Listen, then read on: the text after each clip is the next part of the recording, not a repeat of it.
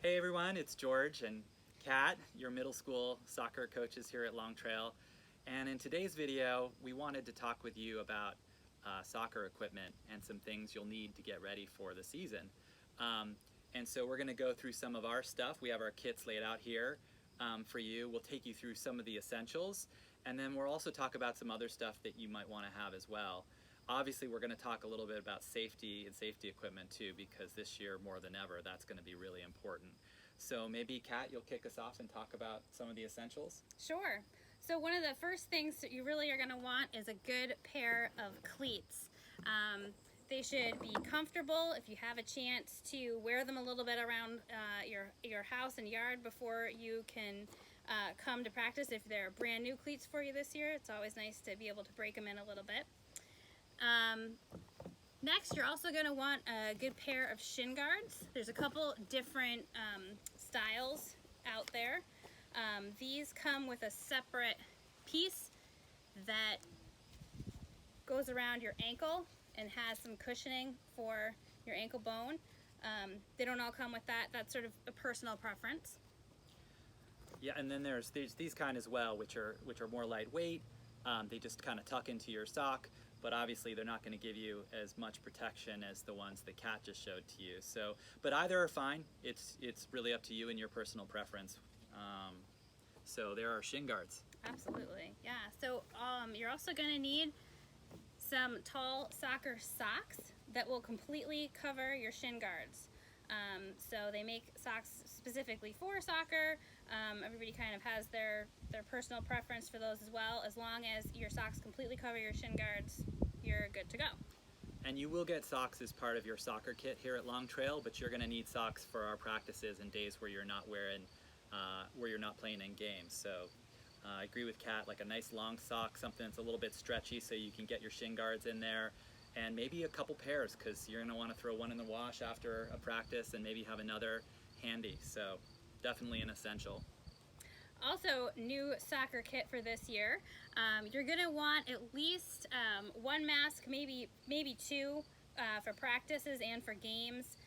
A second one's always nice because it's going to be hot and sweaty, so it's nice to be able to swap that out.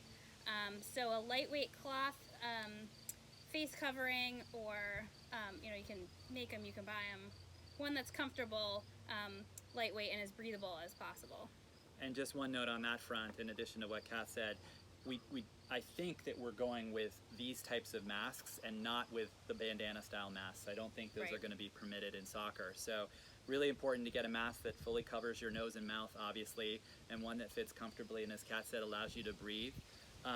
So just try some out and find out, which works best for you, but it's going to be essential to have at least a couple masks on hand for all the time when we're playing together. One nice trick that I've seen, especially for the mask, this one goes completely behind your head, but for the masks that just loop around your ears, you could take an old shoelace or a piece of string and tie it to either one of these loops so that when you take it off, it'll hang around your neck if you need to take it off for water break or anything like that. Nice.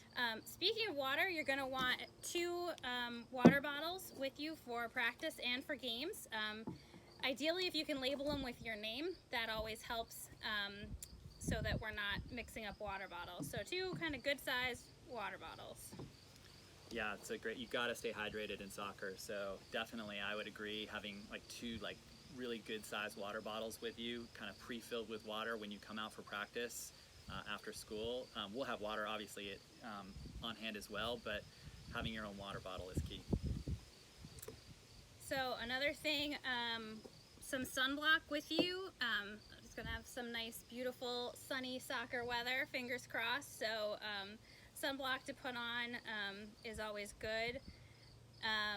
I like to have a snack, some kind of quick protein, granola bar, some fruit, something that's gonna give you a little bit of natural sugars, some carbohydrates, so you've got some fuel to get you through practice and games. And something that's a higher protein snack for right after practice is always good for recovery and helping with muscle soreness and stiffness. Just some other kind of optional things that I like to have with me. I like to have some flip-flops or sandals, something for after practice when my feet are hot and sweaty and I can't wait to get them out of my cleats. That's always nice to have. Let's see, I also usually bring like a small microfiber towel if you get sweaty.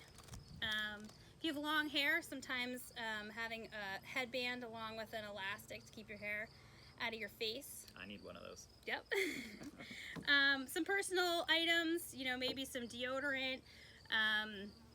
Ladies, if you have a bag you want to keep personal items in, that's always good to have.